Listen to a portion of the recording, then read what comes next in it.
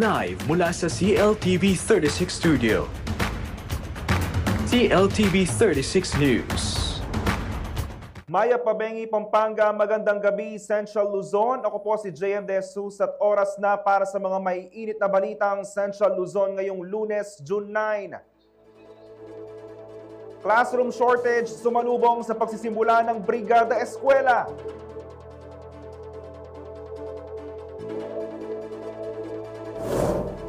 Pagpapatuloy ng impeachment proceedings ni VP Sara panawagan ng UA.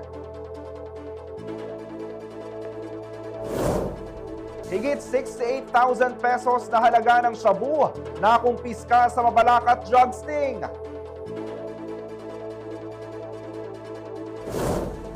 Dalawang lalaki sugatan sa road crash sa Candaba, Pampanga.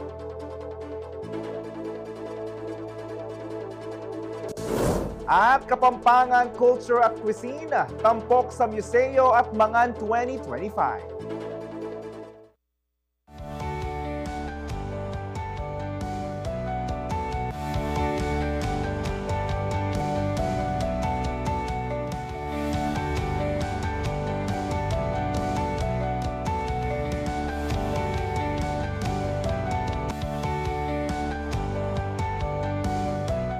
Sinimulan na ng lokal na pamahalaan ng Angeles City ang pamamahagi ng mga kagamitan para sa Brigada Eskwela sa 55 public schools sa lungsod ngayong Lunes, June 9. Nasa 14 na paaralan ang nakatanggap ng mga gamit para sa pagkukumpuni at pagsasaayos ng kanilang mga pasilidad. Kabilang dito ang 40 liters ng pintura, paint, rollers at 25 na sako ng semento. Kasalukuyan nagpapatuloy ang pamamahagi nito sa pangunguna ni City Mayor Pogi Alazatin.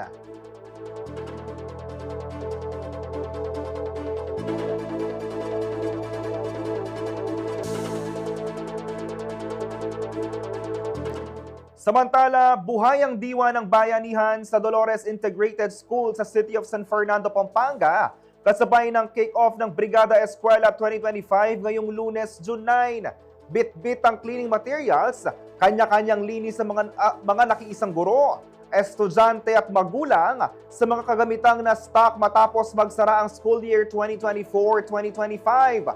Layon ng inilunsad na Brigada Eskwela na paghandaan ang ligtas at maayos na paaralan para sa muling pagbabalik ng mga estudyante sa susunod na Lunes, June 16.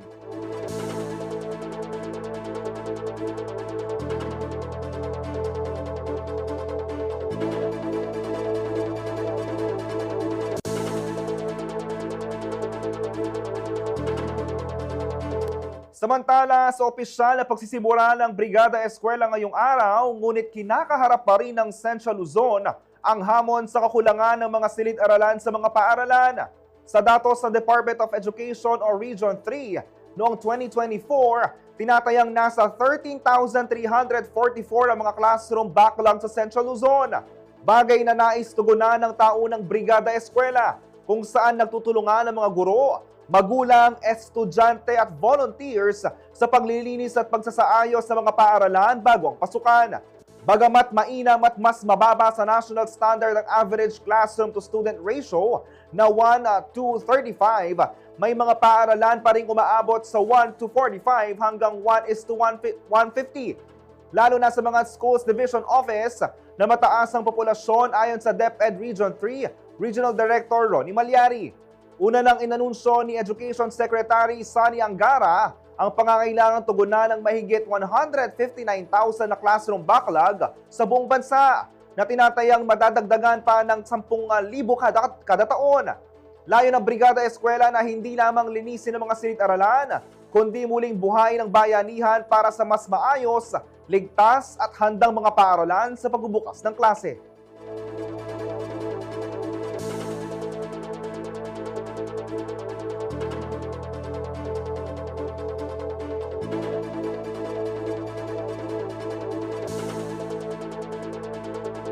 Ngayong nalalapit na ang balik eskwela, higit na pinaigting umano ng Department of Trade and Industry ang kanilang pagbabantay sa bentahan ng school supplies.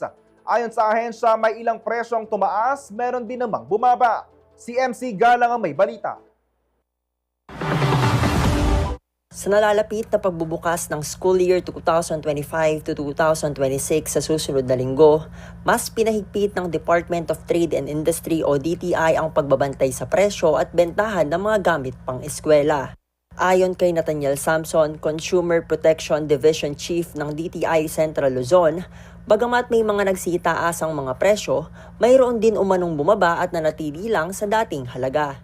Actually, out of 195 stock keeping units natin, ang nag-increase lang po dito ay 17, out of 195. At 25 naman po ang nagkaroon ng decrease. At ang 101 po out of 95 ay nag-remain po sila sa old price po nila during the time na hindi pa ganun kabili ang ating mga school supplies. Actually, meron po tayong 8 piraso na school supplies na binabantayan ng DTI. Nandyan po yung notepad, ballpen, ruler, crayons, writing pad. So ito po lahat ay 8 na ito po yung mga tinatawag nating mga basic na binibili po ng ating mga estudyante. May epekto umano sa presyo ng mga school supply ang nangyayaring pabago-bagong setup ng pag-aaral. May historical figure po yan. Magmula po ng year 2019 hanggang 2023 to 2024, nagkaroon po ng hybrid ang ating school openings. Na kung saan ay hindi po gaanong nagamit yung mga school supplies. Ayon sa inilabas na memorandum ng Consumer Protection and Advocacy Bureau o CPAB, naglalaro sa 15 to 25 pesos ang presyo ng mga notebook, ang pad paper nasa 15 to 35 pesos depende sa klase, 15 ang kada pack ng lapis, 19 to 42 pesos sa crayons at 32 pesos sa ruler. Ang paggalaw ng presyo ay bunsod umano ng pagtaas ng presyo ng papel, production cost, at quality improvement ayon sa mga nasa school supplies industry. Yung pong in-increase lang ay yung ngayong 2025 sapagkat magkakaroon po ng bagong setup ang mga school openings po natin. Kaya pag tinignan po natin ito, nagre-range lang po ito ng 5 pesos hanggang 15 pesos doon sa mga bagong SKU na ibinigay ng ating mga manufacturers and retailers. Sinabi pa ni Samson na 2 buwan bago magpasukan ay nagsimula na ang DTI sa price monitoring upang maiwasan ang pagsasamantala ng mga seller. 2 months before June 16 ay nag-start na ng price monitoring ang ating mga price monitors. Daily po ang ating mga price monitors ay nasa merkado po natin at sila po ang nagbabantay sa mga school supplies po natin. At base po sa kanilang report, ito po ay nananatili na sumusunod sa price guide na pinapatupad po ng DTI. Samantala, hindi kasama ang presyo ng ibang gamit sa eskwelahan gaya ng school uniform sa inilabas na memo ng CPAB. MC Galang, CLTV 36 News. Manatiling nakatutok para sa iba pang mga balita ngayong araw.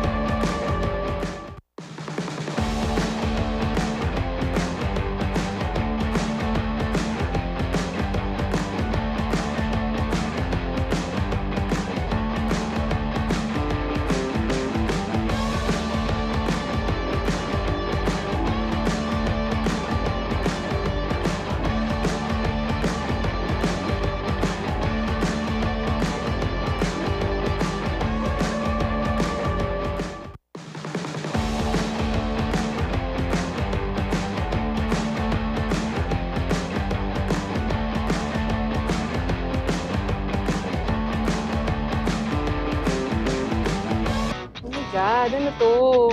Ako? Seryoso? Kinakabahan ako. Parang mixed emotion.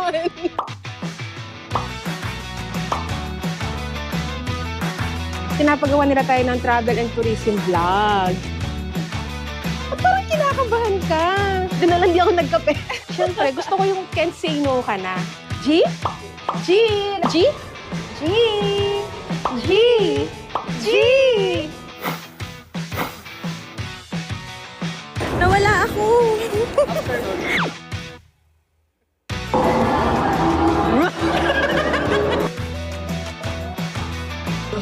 Hoy, nangko! Kulang ako ng toppings. Sa... Ano? Inilagay ko lahat yung white chocolate chip. Mali. -5.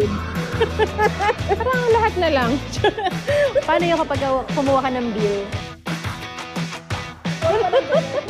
Curious po, ba't po number 7? Oo nga. See you on our next guest stage.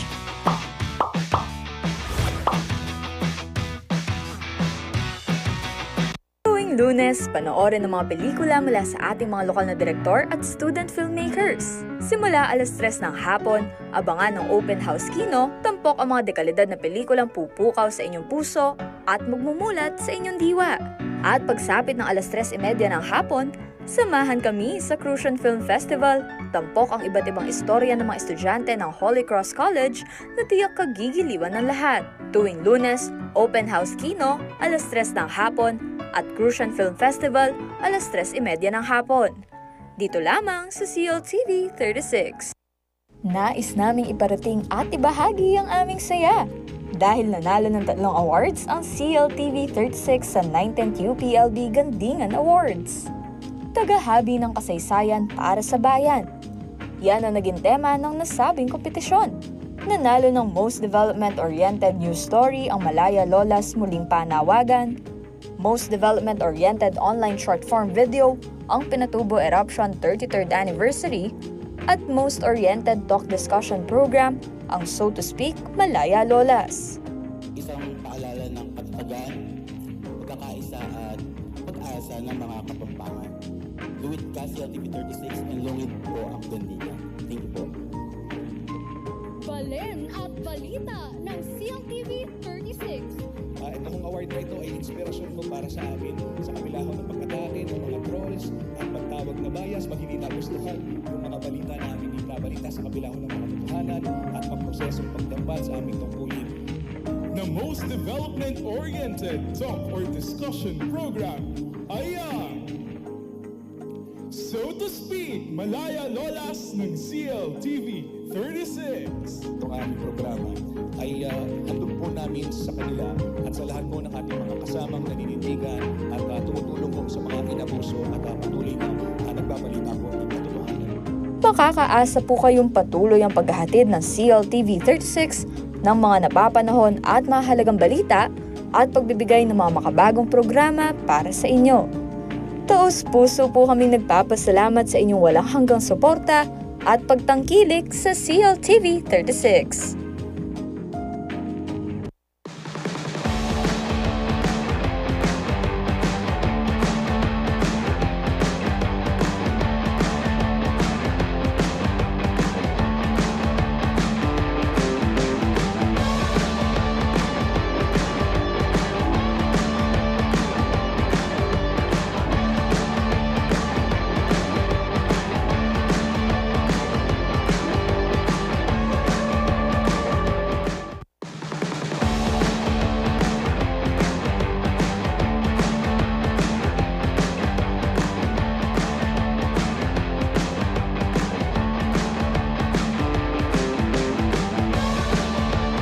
Nagbabalik ang CLTV 36 News. Nanindigan ng University of the Assumption o UA sa City of San Fernando, Pampanga para sa katotohanan at katarungan kaugnay ng impeachment trial ni Vice President Sara Duterte.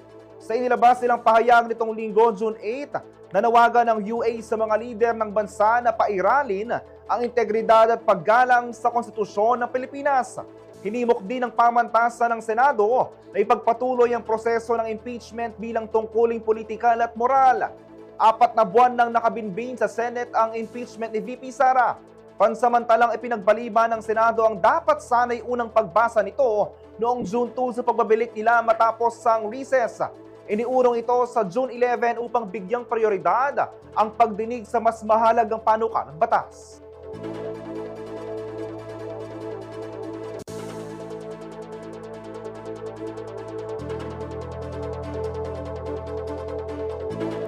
The delay of the process of pursuing the truth is a sin. Ganito tinawag ni Archbishop Socrates Father Soc Villegas ng Archdiocese of Lingayen, Dagupan na nangyayaring pagkaantala sa impeachment proceedings ni Vice President Sara Duterte sa Senado.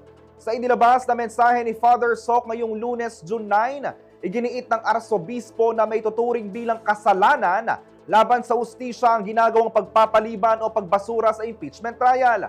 Bukod dito, nanawagan din siya ng agarang pagsisimula ng proseso ng pagdinig sa isinampang reklamo kay VP Sara.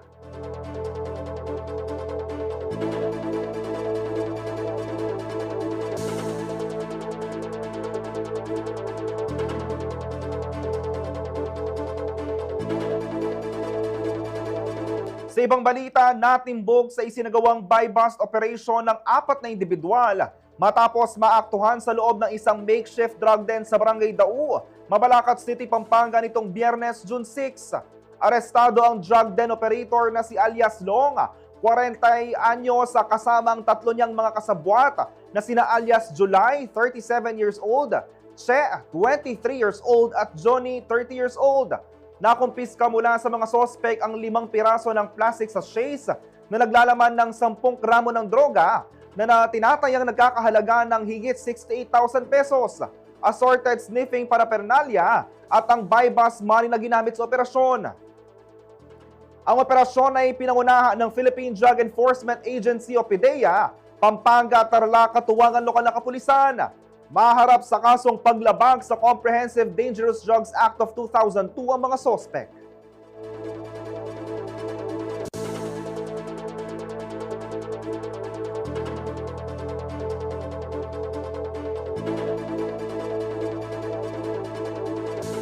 Manatiling nakatutok para sa iba pang mga balita ngayong araw.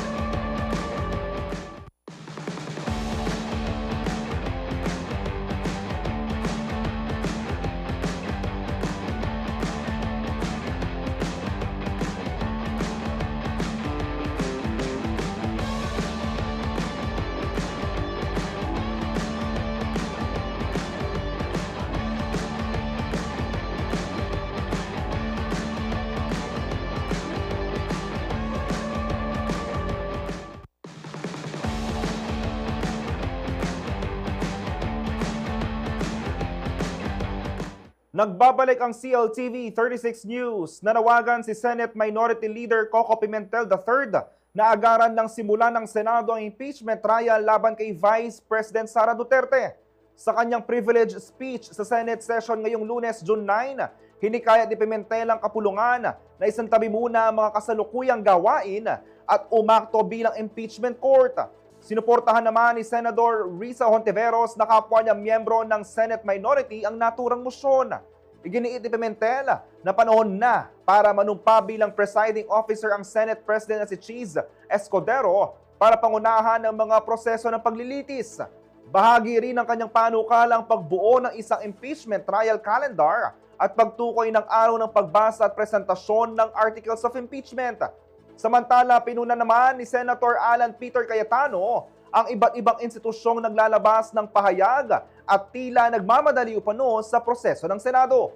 Habang iginiit naman ni na Senator Bato del Rosa at Robin Padilla na ang magiging impeachment ni VP Sara ay posible lamang magkaresulta sa pagkakawatak-watak ng mamamayan ng bansa. As of 6 p.m. ngayong Lunes, nagpapatuloy ang debate ng mga senador ng 19th Congress para sa usapin ng pagsisimula ng impeachment trial ni VP Sara.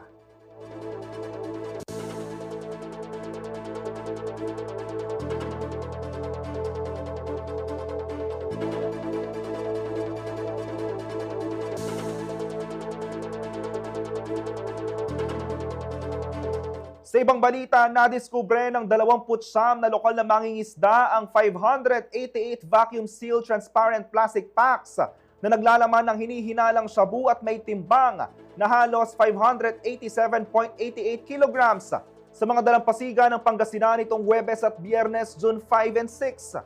Tinatayang nagkakahalaga ng mahigit 3.9 billion pesos ang mga narecover na droga mula sa coastal barangays ng Dakap Sur, Bani, Boboy, Agno at Luciente 1, Balingasay at Poblacion Bolinao.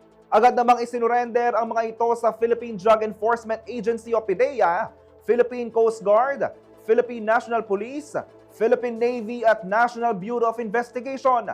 Matatandaan nitong May 29, aabot sa 10 sakong naglalaman ng halos 2 bilyong halaga ng shabu ang natagpuang palutang-lutang malapit sa Bajo de Masinloc, Zambales.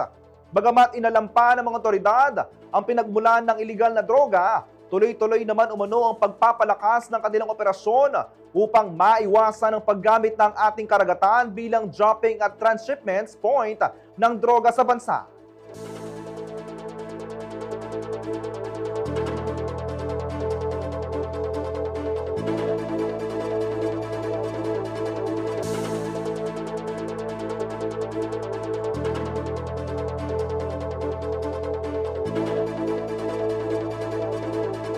Samantala, 2 lalaki ang sugatan matapos na masangkot sa isang road crash sa Candaba, Pampanga nitong gabi ng Sabado, June 7. Hindi dinitalye ng report ng Municipal Disaster Risk and Reduction Management Office o MDRMO ang dahilan ng pangyayari at pagkakilanlan ng 2 na residente ng Barangay Bambang at Lanang. Agad namang isinugod sa San Luis District Hospital. Ang mga sangkot na kalaunan ay inilipat din sa Holy Trinity Hospital.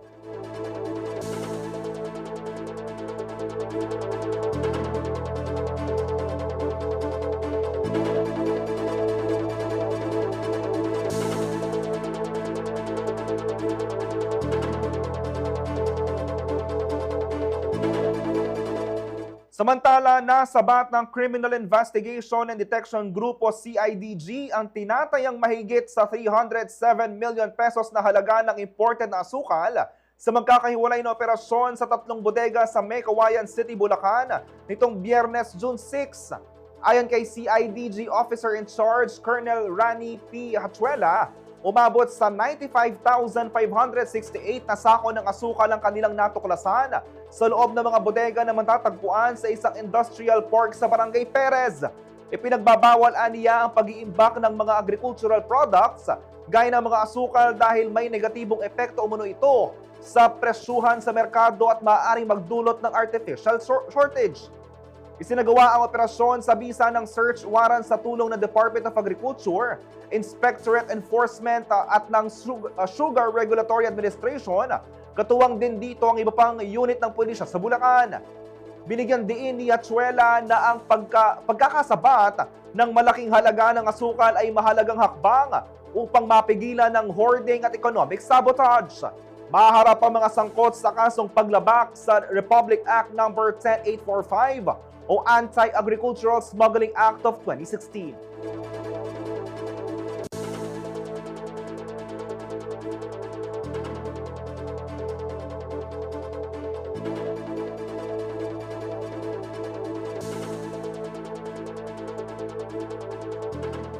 Manatiling nakatutok para sa iba pang mga balita ngayong araw.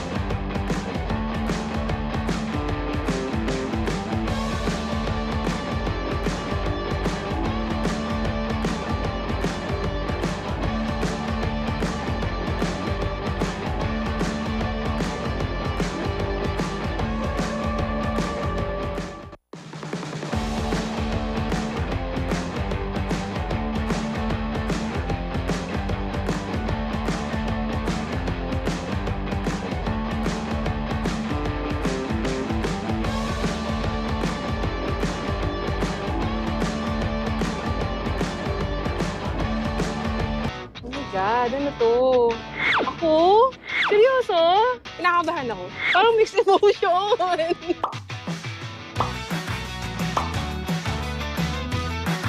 Pinapagawa nila tayo ng travel and tourism vlog. At parang kinakabahan ka. Doon na lang di ako nagkape. Siyempre, gusto ko yung can't say no ka na. G? G? G? G? G? G? Nawala ako.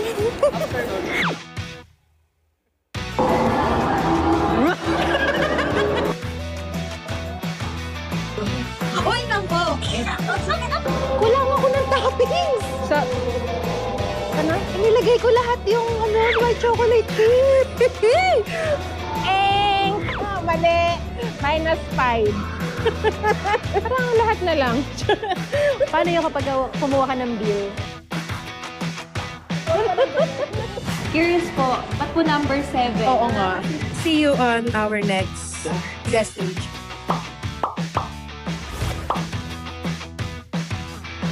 Tuwing Lunes, panoorin ng mga pelikula mula sa ating mga lokal na direktor at student filmmakers. Simula 3:00 ng hapon, abangan ng Open House Kino, tampok ang mga dekalidad na pelikulang pupukaw sa inyong puso at magmumulat sa inyong diwa. At pagsapit ng 3:30 ng hapon, samahan kami sa Crucian Film Festival. Tampok ang iba't ibang istorya ng mga estudyante ng Holy Cross College na tiyak kagigiliwan ng lahat. Tuwing Lunes, Open House Kino, 3:00 ng hapon, at Crucian Film Festival, 3:30 ng hapon. Dito lamang sa CLTV 36.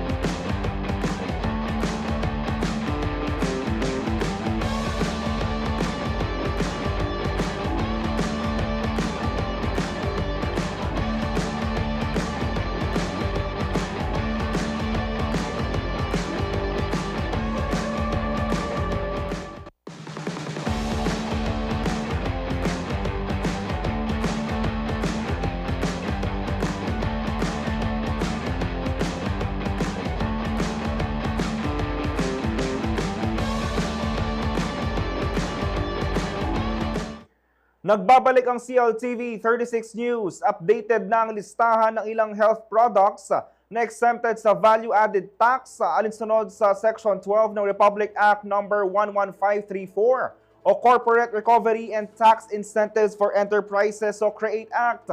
Kabilang sa mga sakop na produkto, ang mga gamot para sa hypertension, cancer, mental illnesses, tuberculosis, kidney diseases, diabetes at high cholesterol.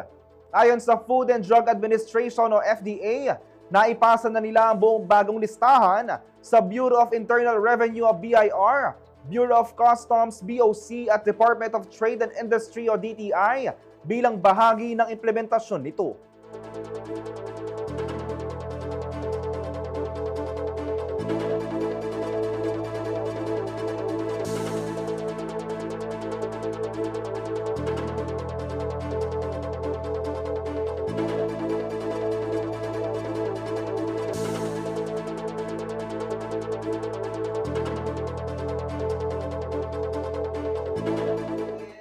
Samantala, nanaig ang pusong Pinoy ng Alas Pilipinas Women's Volleyball Squad matapos talunin ng kanilang mga nakalaban nitong weekends June 7 at June 8 sa ginanap ngayong 2025 Asian Volleyball Confederation o AVC Women's Volleyball Nations Cup sa Hanoi, Vietnam. Para sa report, narito si MC Gala.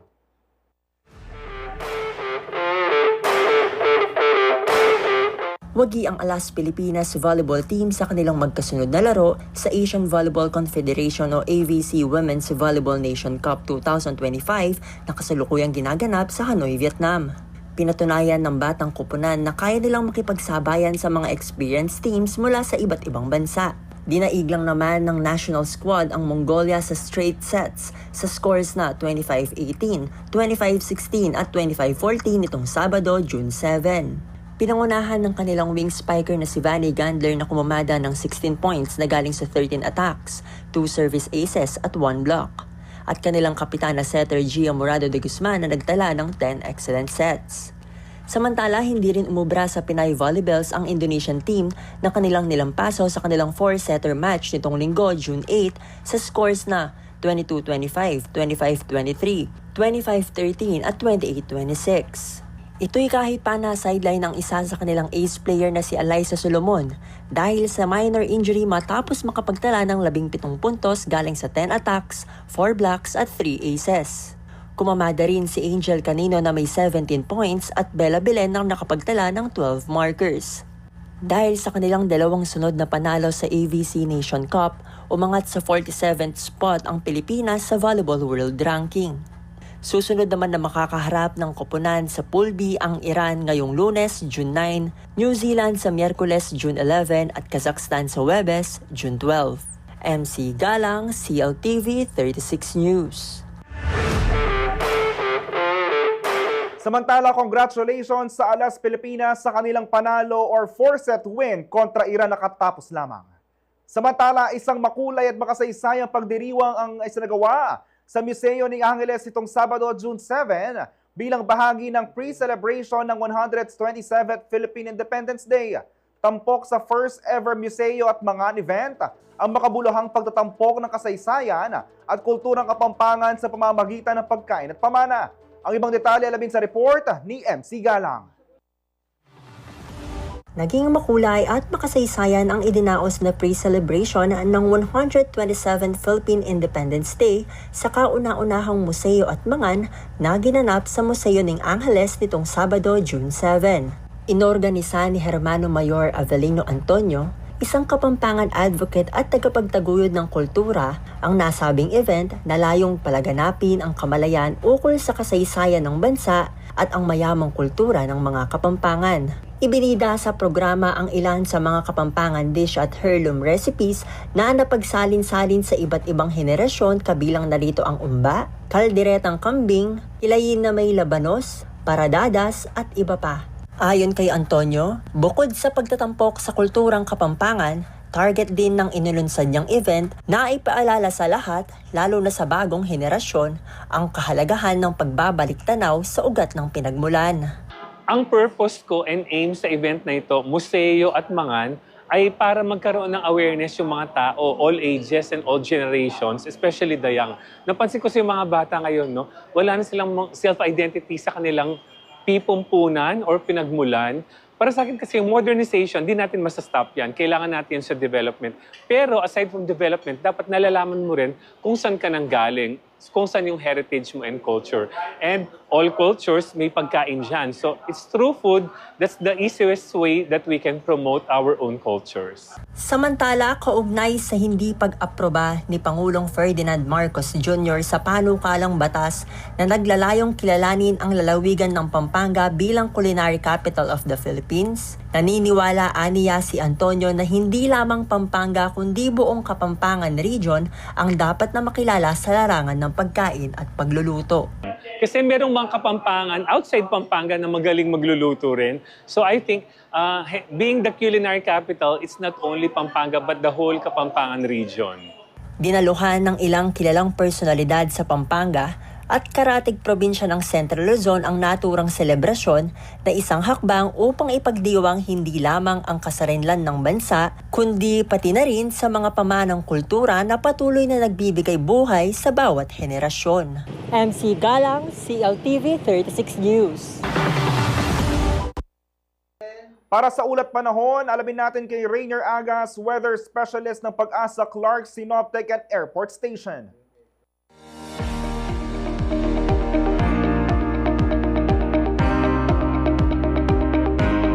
Narito na po magiging kalagayan ng ating panahon ngayong Lunes, June 9, 2025. Meron po tayong binabantayang low pressure area at kaninang alas 3 ng tanghali, ito ay namataan sa layong 415 kilometers west ng Bacnotan, La Union. Samantala, southwest monsoon o hanging habangat naman ang nakakaapekto sa southern Luzon, Visayas at Mindanao. Ngayon po asahan natin yung occasional rains dito sa Zambales, Bataan, Cavite, Batangas, Occidental Mindoro at Palawan dahil po yan sa southwest monsoon. Maulap na kalangitan naman na may kalat-kalat na pag-ulan, pagkulog, pagkidlat dito sa Metro Manila, Visayas, Bicol Region at natitirang bahagi ng Central Luzon, Mimaropa at Calabarzon dahil pa rin po yan sa southwest monsoon. Pinag-iingat po ating makabayan sa posibleng biglaang pagbaha o pagguho ng lupa dahil po sa katamtaman hanggang sa malalakas na mga pag-ulan.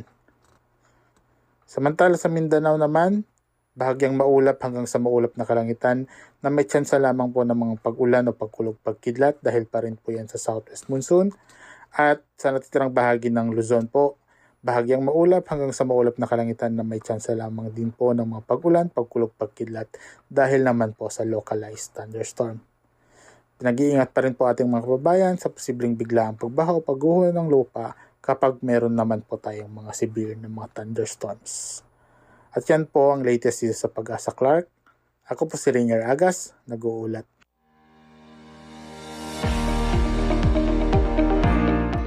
At yan ang mga balitang nakalap ng CLTV 36 News. Para sa karagdagang detalye, maaari niyong i-follow ang aming social media pages sa Facebook at CLTV 36 Official at CLTV 36 News, sa Twitter o X at CLTV 36, sa Instagram at CLTV 36 Official.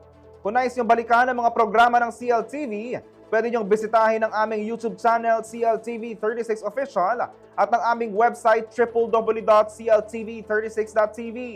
Mapapanood din ang mga programa ng CLTV nationwide via Signal Channel 115 at sa ating 38 cable partners. Kasama ang buong pwersa ng CLTV News and Current Affairs, ako po si JM De Jesus. Maraming salamat po.